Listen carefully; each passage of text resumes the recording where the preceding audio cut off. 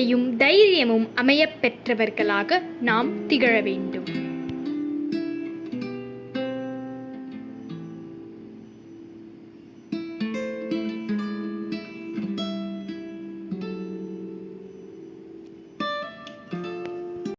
ஒளிக்காட்சியில் பார்த்த மாணவர்களுள் ஒருவராக நீ இருந்தால் நீ யாரை தேர்ந்தெடுப்பாய்?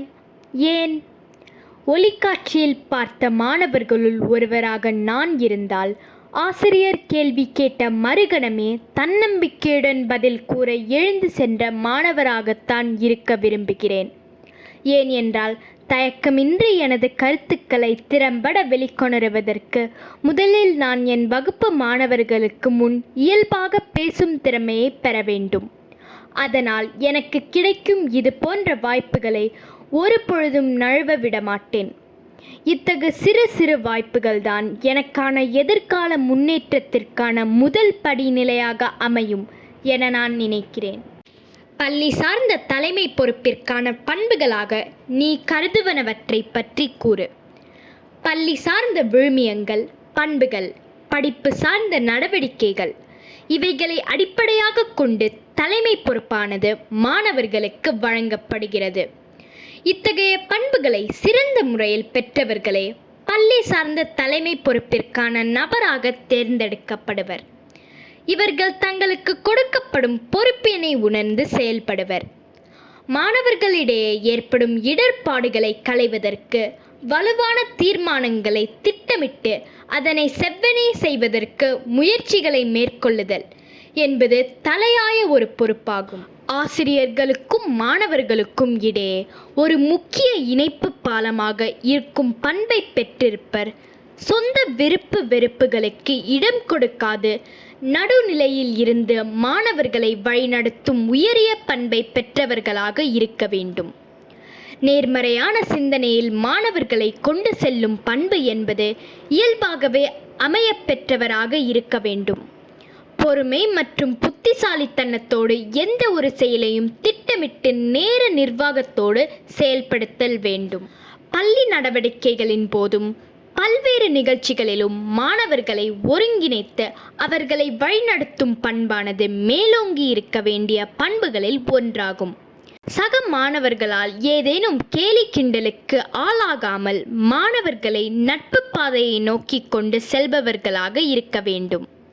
பொதுவாக மாணவர்களுக்கு அவ்வப்போது ஏற்படும் பல்வேறு வகையான சவால்களை திறம்பட கையாளும் திறனையும் பெற்றிருப்பவர்களாக இருக்க வேண்டும். மேலும் தங்கள் குழுவினருக்கும் பிற மாணவர்களுக்கும் இடையே ஏற்படும் பிரச்சனைகளுக்கு பொறுப்பேற்று அதனை தீர்ப்பதற்கு வழிவகுக்க வேண்டும். பல்வேறு வகையான சவால்களை திறம்பட கையாளும் திறனை பெற்றவர்களாக இருக்க வேண்டும்.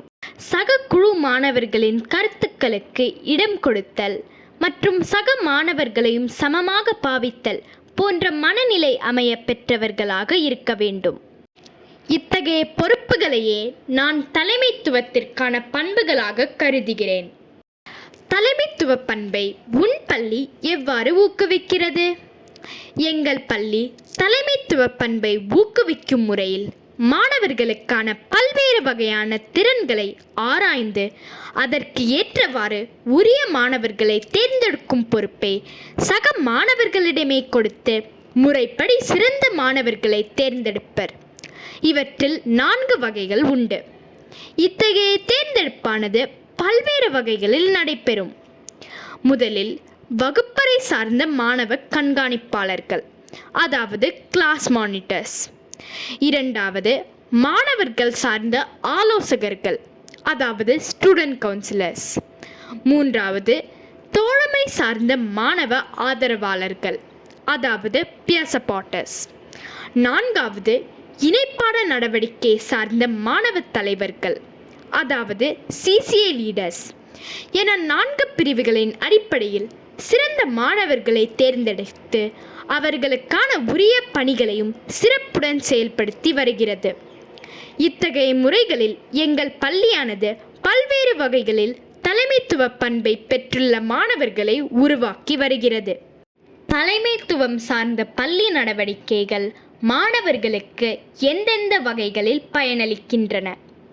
இன்றைய மாணவர்கள் நாளைய தலைவர்கள் என்ற அடிப்படையில் நாமும் நமது சமூகமும் நமது தேசமும் நலமுடனும் உயர்வுடனும் திகழ்வதற்கு இன்றைய மாணவர் உலகமானது மிகச்சிறந்த ஆளுமையுடனும் வளர வேண்டியதும் வளர்க்க வேண்டியதும் அவசியமானதாகும்.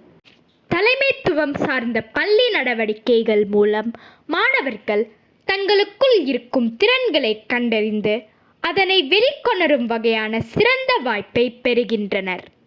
ஒவ்வொரு மாணவர்களும் பல்வேறுபட்ட திறமையை அடிப்படையாக கொண்டவர்களாகவே விளங்குவர். அத்திறமைகளை முழுமையாக வெளிக்கொணர்வதற்கு பள்ளி சார்ந்த இத்தகைய பொறுப்புகள் கொடுக்கப்படல் வேண்டும். மாணவர்களின் கல்வி இலக்குகள், சமூக இலக்குகள், தொழில் இலக்குகள் ஆகியவற்றை கண்டறிந்து அவற்றை வெற்றி கொள்ள மாணவர்களுக்கு உந்து சக்தியாக அமைவது இது போன்ற பள்ளி சார்ந்த தலைமை பொறுப்புகளே ஆகும். இவ்வாறாக தலைமைத்துவம் சார்ந்த பள்ளி நடவடிக்கைகள் மாணவர்களுக்கு பல்வேறு வகைகளில் பயனளிக்கின்றன. நன்றி, வணக்கம்.